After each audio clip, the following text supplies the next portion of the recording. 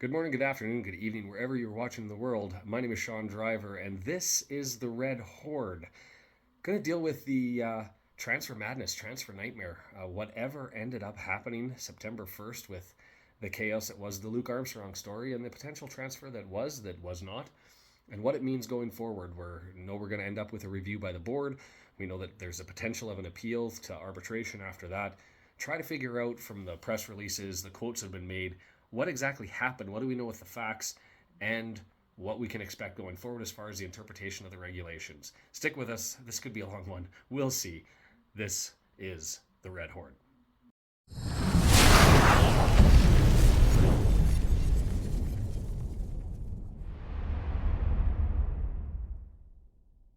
So let's start with the obvious. Obviously, this is not legal advice. I'm qualified to practice in Canada, but not in England. The laws are somewhat different, although there are familiarities. England being the birthplace of Canadian law, there's some similarities as far as how the interpretation of things go. But what I wanted to end up doing was looking at a couple of things. First, I want to pull the press releases. We're going to do that. Second step, I'm going to go through. There was a Blackburn ended up with Nottingham Forest with a loan arbitration during the window last year. Going to look at that as a source of some of the information of what to expect on going forward, and then third, start to go through some of the actual regulations themselves and start to assess where things are at. And some suggestions potentially and ideas as to where things are going forward. So first, the facts and the ones that I think are interesting and to play is there's a quote from Phil Parkinson that went to the Athletic, and what he said there was this: then we worked hard on getting a deal that suited us and Harrogate. It was held up because Harrogate wanted to get players in themselves. For whatever reason, the deal didn't get over the line. In these situations, we analyze why the paperwork didn't get through. I have my thoughts on it, but that's life. And we move on. So those were Parkinson's words, a little bit different than the words that we ended up getting from the Harrogate deal, both in two fronts. And these are from the Harrogate Advertiser, where their manager said that they didn't hear a problem. And just before I came onto the field to play today, that is Saturday before the Harrogate game, I heard that there may be an appeal, but that is coming from Wrexham's end. And so there's a little bit of a lack of clarity exactly what ended up happening here. Is this an issue with Wrexham, and we've heard rumors as to what that potentially could be? Is this an issue with Harrogate filing the paperwork because they were adding new players? We know that they went out and got March, and they got Civi, one by loan, one by signing after the Armstrong deal was done. So as far as timeline goes, you're getting close to the 11th hour. Is it foreseeable that it could have been a late filing? Sure, it could be late with Harrogate, as Parkinson seems to intimate. Is it a problem with Wrexham having issues? Well, we've heard that there's potential that there was an international transfer certificate that was required because Wrexham's in Wales. That's a different state than England, and so that ended up potentially posing a problem. And so we'll go through some of those, look at the regulations, and I'll figure those out.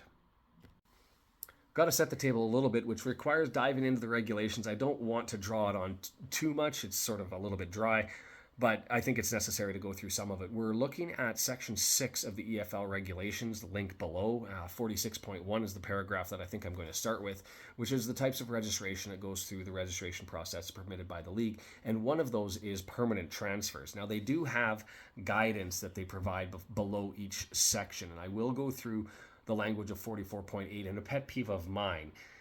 Let's just pull up 44.8, and it says in the guidance there that there's application of the deadline and quick application rules that can be found on the EFL portal. Well, that means that there's information that the clubs have that mean that we don't have as the public, and we don't know exactly what interpretation guidance they are providing to the clubs.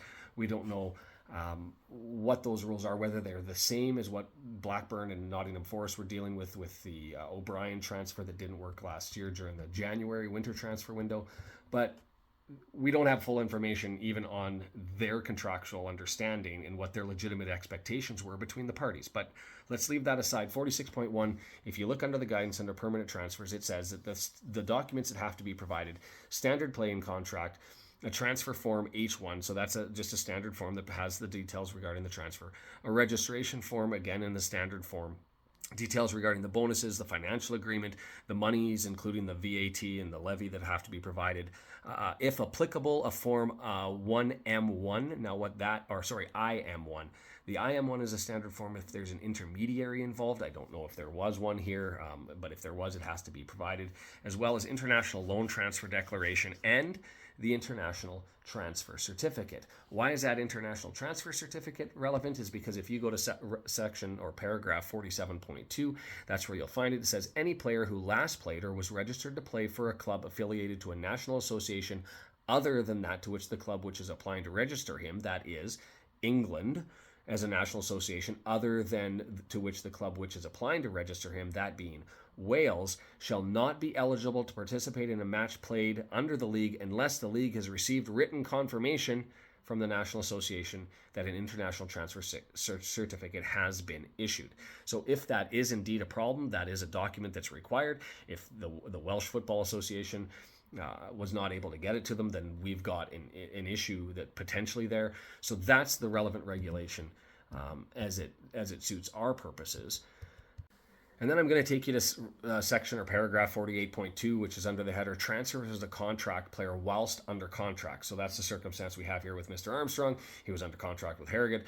He's now looking to transfer, or the clubs are looking to transfer, and it says during the currency of a contract, the transfer of his registration from transferor club, so that's Harrogate, to a transferee club, that's Wrexham, must be by writing on the prescribed form, in which shall be set out full particulars of all financial agreements between the transferor club, Harrogate, transferee club, Wrexham, and it has to be signed by both parties. I'm not going to go through all of the particulars that are there, but essentially that, in combination with the guidance from the previous section, says that there is an obligation on both parties to end up sending off the documents. We know that that's required. Again, we don't know the facts of what happened. And I do want to look at the arbitration. I may have said Birmingham earlier. I'm not sure, but it was Blackburn. And if I did say Birmingham, I apologize. If I didn't, just ignore this apology because it's not applicable. But last year in the transfer window, Blackburn Rovers attempted to get a player from Nottingham Forest. During the January window, it was a loan deal, so not exactly the same. They were unsuccessful in getting the information in time. The staff for the EFL said, we're not going to accept this deal. The board subsequently reviewed the matters, and a week later they came back and said, we're not going to grant this transfer, this loan transfer at that point in time, at which time Blackburn brought an application under the Arbitration Act for Mr. William Norris KC to hear the matter, and he went ahead and did that. I'm going to put this link down below because I think it's relevant. I'm just going to talk about Section 96.4 briefly because I think it's important to understand, as far as timeline goes, the importance of this is to get the EFL board to recognize and appreciate that the deal should go forward if that is the intention of Wrexham and or Harrogate moving forward. I say that because the standard under the review under the Arbitration Act is very limited. So it's going to be tough. Section 96.4 says, in the case of a board dispute, and the board dispute qualifies in these circumstances, involving a transfer, the league arbitration panel sits as a review body exercising supervisory jurisdiction and shall only as a forum and procedure for a challenge to the validity of the following. And it provides 96.4.1 where there's a matter that's ultra vires, so that's an error of law. That's basically where the arbitration panel, here it was a panel of one, the panel will end up determining that the EFL exceeded their scope. They went beyond their power. They did their contractual interpretation of the regulations was entirely proper in the circumstances, and they didn't have the discretion or the authority to make the decision that they made. It is beyond the scope. So that's it. 96.4.2, I don't think this one's going to apply in any situation, really, is irrationality. So that's sort of the language that's talked about when defining irrationality is a sense of the absence of any plausible reason, no persuasive reasons. It's sort of expressed in the words of there being a capricious act or it being arbitrary, and that's a standard that's really, really high to reach, and any club that goes to arbitration is probably not going to be successful in reaching it. And the last one that's on the list is 96.4.3, which is procedural unfairness. Now, that's not worried or concerned with the outcome. That's just saying, as far as the process, was it fair and open? What were the legitimate expectations of the parties? What was the regulatory scheme? What were the procedural choices? And there is a potential of procedural unfairness here if it involved the transfer window. Or not the transfer window, the transfer certificate, because if the transfer certificate was required for one club, or really 4 clubs, because you've got Newport, Cardiff, Swansea in the same situation, that are playing in the EFL at a different level and have different timelines and obligations in the English league, the English teams, then that's a standard. Now, I know there's already tweets that are out there that say, well, if you want to play in the English league, then you got to follow our rules, and if you don't like it, jump over to the Welsh league. But I think that ignores all of the history, and we can get into that in a different video if we have to. But I mean, Wrexham was one of the original teams in the EFL. These are teams that have been involved for an extended period of time, and that's why they're grandfathered into the system. And so you've got to appreciate, I suggest, the circumstances where the rules operate capriciously towards them. And if I'm not saying that that's the case, because I frankly don't have an idea, but that international certificate, it may be one circumstance where there's an obligation for the EFL, and I say an obligation out of fairness, not an obligation under their rules, an obligation out of fairness to operate with some discretion and some equity, to provide a level playing field between the teams, because otherwise you're putting an onerous ask on one group or 4 teams. And I just want to go, 96.4 does go on further, and it says the decision also requires one of those 3 things. So ultra vires, or irrationality, or procedural unfairness. So it can be any one of those 3, but then it also needs an end. And the second thing that it needs is that there has to be a direct and foreseeable prejudice in the interest of a person or persons who are in the contemplation of the league or board. In this circumstance, I don't think that that's an issue at all. That is a check mark for either Harrogate or Luke Armstrong or Wrexham, there is prejudice to them. Luke Armstrong said, I want to play for another team. It was up in the air as to who's going to be. MK Dons were apparently in the running. Wrexham was in the running. Wrexham ended up securing him. So Luke Armstrong wanted out. He's being prejudiced because he wasn't able to negotiate or persuade or encourage a decision that benefits his interests. Harrogate, well, they negotiated a transfer fee. I'm not going to talk about whether that estimated 500,000 quid was a prudent deal and not a prudent deal. The context of it doesn't matter for our purposes, but they have a financial benefit. Plus, they're prejudiced because they went out and got 2 players, one via loan, one via transfer, Civi, March, and now they've got to pay them. Plus, they still got Armstrong on the books because the deal doesn't go forward and they don't get the money. There was no contract entered into between the two, or at least it would be a term that I anticipate. I'm highly likely, 99.9%, that the money wouldn't go in any event of the deal, because it may encourage malfeasance if it didn't. But anyways, and Wrexham, obviously, they wanted to get Armstrong. They were ready to pay out the money, and now they don't get the player that they want. So that's where it's at. Normally, when you end up considering time things, and I know what people are going to say, there's really 2 camps when you look at things legally. There's those that are of the position that timelines must be final, direct, clear, no room for error. And then there's another camp that allows for some sort of discretion. And really, the law, even with equity, allowed for some change from absurd results where regulation statutes could be interpreted to result in things that were unfair if you went with the direct interpretation, the black letter line of those regulations. And so they've started to add some equity, some other considerations as to extending time. And in Canada, at least, what do we look for? We look for, well, were there truly, genuinely bona fide intentions of the parties to do the task in which they wanted to do? So whether that's filing in a court case, whether that's getting something in prior to a limitation period, whether that's exercising an option, which is a little bit harder, maybe a bad example. But essentially, did the parties really want to do what they wanted to do? And if they did, that's a check towards considering maybe extending the timeline. Another thing is, is there going to be undue prejudice as a consequence? Well, we've kind of gone over that. Is there an interest in justice in being able to extend the timeline, an interest to the parties to being fair? And I think that those considerations should come into play here.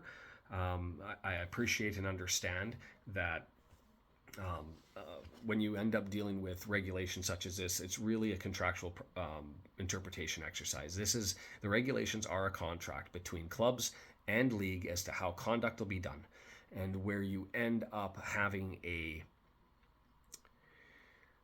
potential breach, a potential step offside of those regulations, you have to apply contractual interpretation rules in order to determine what the outcome should be. And not knowing the facts, it would be a wasted exercise for me to try to do it, but I am going to say that there are circumstances where it is prudent to look to extend time if necessary and to exercise some discretion, and that the board has that right depending, again, on the factual circumstances. Again, the international transfer certificate is a perfect example. If Harrogate went out, and I'm not saying that they did, but if Harrogate went out and got Civi and they got March and they just slacked off on getting the Armstrong records in on time because they were worried about their own best interests and they ran out of clock time, well, that needs to be considered, because now it's unfair to Wrexham because of the decisions that Harrogate made. If this is on Wrexham because they ran into a technological error, the electronic portal that they're using, it's not a fax machine, ended up breaking down, well, that's a consideration. So you're not going to punish somebody because the power went out in the building. I don't know if that's a fact. I'm just saying that as an example. There are circumstances where you can look at the intentions of the parties, the information that was provided, and whether there's undue prejudice in combination with the procedural fairness, the international certificate, whether Harrogate was doing something offside those circumstances, and all of those should be considered. So now, I'm going to end up taking a look at what that actually happened in the Blackburn situation, and ultimately Blackburn was unsuccessful. And I'm going to say they were unsuccessful because the bulk of the information didn't come until after 11 o'clock. They certainly got some information out before. They started sending the information in at 10:28 when Blackburn contacted the EFL board for approval, referencing that they were going to end up doing a quick application.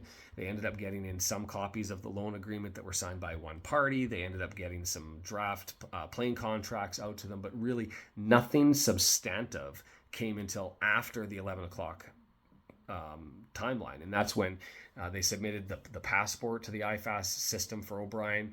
They submitted the signed copies that were required, the required forms, the H4, as well as the bonus schedule. The loan agreement that was between all three parties wasn't really sent out until 9 minutes after the timeline, and it didn't come in fully executed until 28 minutes afterwards.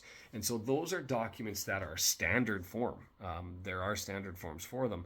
And the arbitrator said, look, if the board's going to say we require all of that information prior to the clock striking midnight, or 11 p.m. as it were, then I'm not going to end up suggesting that there was a procedural unfairness or that there was something capricious that was going on, and denied their arbitration.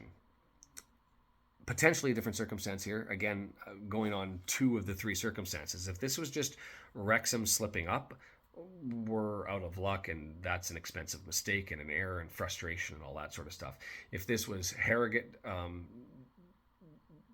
going out and getting players and then not getting the information out in time, as Parkinson seems to intimate in his message that there was a delay in getting the papers on Harrogate's end, well, that poses a potential problem for the EFL, and I think it's difficult to punish one club because of another club's delay in trying to get other things through. Right? This isn't just one club potentially that's suffering as a result of an error made. It's one club's error potentially affecting another. So that, I think, to me warrants consideration of a change. So that's the Blackburn decision. And I just wanted to go over one more thing as far as what do I anticipate from the EFL board. Now, if you haven't looked up the EFL board, it's comprised of 9 individuals. 6 are from clubs in the league. You have 3 from the Championship. You've got 2 from League One, which makes 5. You've got 1 from League Two, which makes 6, and then you have 3 independent directors. That's the 9 that are going to be responsible for making the decision, or at least some part of that, is if they've laid them out by committee, as they're permitted to do. And I don't know what their process will be specific for that. One thing that does make me a little bit nervous, if you're wondering whether this appeal is going to go forward, is what role EFL provides to the public on their website under the header, all you need to know ahead of the summer transfer window deadline. And they say, what role does the EFL play? And they say the EFL's role is to ensure that the terms of any transfer, loan agreement, or contract of employment comply with our regulations. Now, that screams strict interpretation. That's maybe a little bit more pedantic than we would like.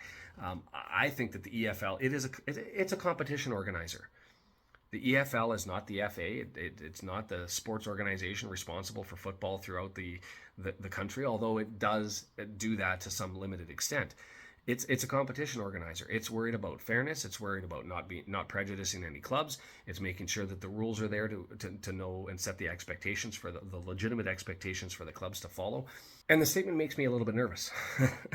It makes me nervous because there are different ways that you can approach the interpretation of your regulations. And one is every I has to be dotted, every T has to be crossed. And if it's not, boo-hoo, so sad for you, you're out of luck. The problem with that is we're talking about real people here, and we're talking about the development of a real game. We're talking about the interaction within society of fans and sport. And what do you end up having in the circumstances? You have 2 clubs that clearly agreed to a deal. Both sides say that they did, right? You have a player who is now... How awkward is it going to be for Luke Armstrong to return to Harrogate? He can't get a loan deal out. So now he's stuck in Harrogate with a team that he's sort of declared that he doesn't want to play with. And there's that prejudice as well. So you have to take that aspect of things and you have to balance it with the necessity to protect the integrity of the competition. And that is, you can't just ignore deadlines. You can't ignore the rules. You have to have some structure, right? You've got that desire to protect the integrity. But as far as harm to the other clubs, this doesn't affect anybody. It affects people as far as run of play. There are going to be teams like the MK Dons who didn't get Armstrong that are going to suggest Wrexham shouldn't get it because they didn't follow the rules by the strict letter of the law. And I think that that's a step too far because it doesn't affect any other club as far as where Armstrong plays, except for the competition that follows. Nobody's breaching an expectation here. Nobody's gone out and said we're going to get a player who's not homegrown and we're going to sneak him into a squad and we're going to play. We're not going to break the financial fair play rules. And I've got a video to that if people have an issue with that. This is maybe the prediction that's going forward is really what I think the EFL should be doing is asking the question of how egregious was this missed form? Is it the circumstances like Blackburn had where substantively all of the documents came in after the deadline, well after the deadline? And if that's the case and they were all the similar forms that are consistent with everybody around the league, then fair enough, Wrexham, Harrogate, you drop the ball. We're going to have to suffer as a consequence of it for whatever that suffering may be. However, if this is the circumstance where the form that was missed was the international clearance certificate and it was tied to the FAW, then you can't punish and you shouldn't punish 2 clubs because of an obligation that doesn't exist for all but 4 of the clubs in the EFL. If this was Harrogate who went out and failed to provide some of the paperwork to the EFL as is intimated in the Athletic interview that Parkinson provided, if that's the case, then you have one club who made a mistake and it's directly impacting and affecting another. then if there's a punishment that has to be made, there are sections within the regulations that allow for that. These are good faith obligations and those sorts of things, because that would be Harrogate. And I'm not saying it happened. I'm just that quote from Parkinson really throws me off, that Harrogate failed to file paperwork, or it's a problem on their end. You know what? Let's just go and get that quote again. So it was held up because Harrogate wanted to get players in themselves. So this is a delay caused by Harrogate. We know at least that much. For whatever reason, the deal didn't get over the line. In these situations, we analyze why it, and then the Athletic puts it in, paperwork, didn't get through. I have my thoughts on it, but that's life, and we move on. So I guess it's not specifically saying Harrogate, you didn't get in the paperwork. It's saying the delay was certainly their fault. And then as a consequence, the paperwork may have got in late. Now, it doesn't allege which party was responsible for that lateness. But if this was a delay caused, but I think the principles are the same. If the delay was a consequence as Wrexham hovering around the electronic portal waiting to ship off some information, waiting for Harrogate to end up putting in individuals that could fill the certain spots, getting that information in, and then subsequently not getting the information to Wrexham so that they could get it in, that's a prejudice. That's unfair. That's not how the rules of competition should be done, especially because the Harrogate's in a bad situation now, whether by their design, and again, I don't know the facts, or not. I don't know how much more I can go into this. I mean, I could probably sit here and wax poetic for an extended period. What I want to do is just go through some of the other discussion posts from Twitter. I mean, I can bring some of them up here. I think it's Blue Nose V, and I'm hoping I can bring these up.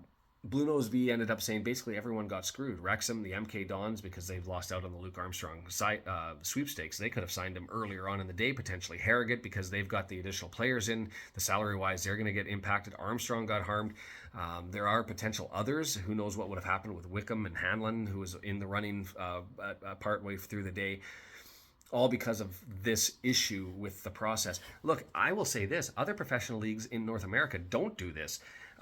They end up making phone calls and they end up calling to say, if you got enough information in and it was just a trade confirmation and it was the documents that were necessary, they allow the documents to flow and they give some leeway there to allow for everybody to move things through the process. Having an arbitrary deadline where you end up saying this is where it's got to get cut off and you have to have it all in. Well, if you have a whole bunch of deals that are occurring right in the 11th hour, right before the deadline, you've got to allow for an extended period for the paperwork to be able to follow its course, right? And if that took too long, we'll get the facts and we'll deal with it.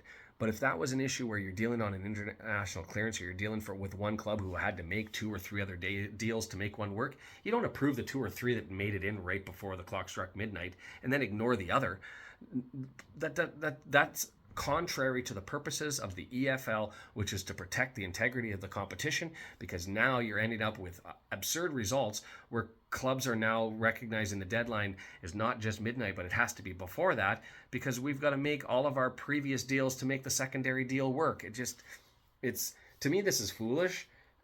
I don't understand how it worked out this way, and what I'm looking forward to is I'm looking forward to the EFL board deciding doing the right thing, because one team ended up making deals. Clearly, Harrogate wanted to have the cash come in hand.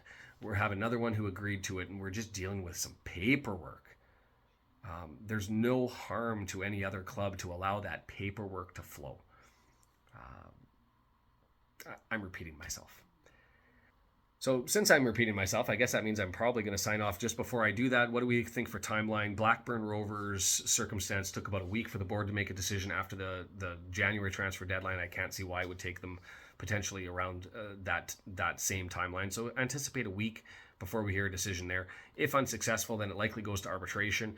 If it goes to arbitration, I hate to give legal advice, but I think it's probably going to be difficult to be successful in arbitration unless the international clearance certificate is the issue. We'll see what ends up happening there. If it goes to arbitration, we will get the facts. We will know exactly what happened. But if it doesn't go to that stage, we're probably going to be sitting here in the dark, and I hope that that's the case. So EFL, if there's a message to you, it's this. You had two clubs. They clearly agreed to a deal. What you were missing was some paperwork. And at the time that you were missing the paperwork, one of the clubs was able to go out and secure other players to satisfy for them and justify their actions in going and making this deal. That deal should go unless there's some egregious conduct with getting the information to you. That is to say that you didn't get substantively any information before the 11 o'clock deadline. But if you were waiting for one or two forms, or if it was only one party that was the result of the delay, in those circumstances, I suggest that the transfer has to go forward, because if it doesn't, it's absurd. When the law talks about the creation of an absurdity, this fits the definition to a T. So we'll leave it at that. We'll see how it is. Again, this is a throw together in the last 30 minutes of going through Twitter feeds and the regulations to have a look. It is certainly not legal advice, but I hope that there's some content that people might find insightful. We'll see if I can get this up here while I'm still on the road. And like, comment, subscribe. Happy to hear from anybody. Also, I apologize. I missed the watch party this morning. It's been a crazy run, and I set multiple alarms, and I didn't wake up for them. So we'll rectify that by looking to have some backups, and that includes some louder alarms. So anyway, this is Sean Driver, and this was the Red Horde. Thanks.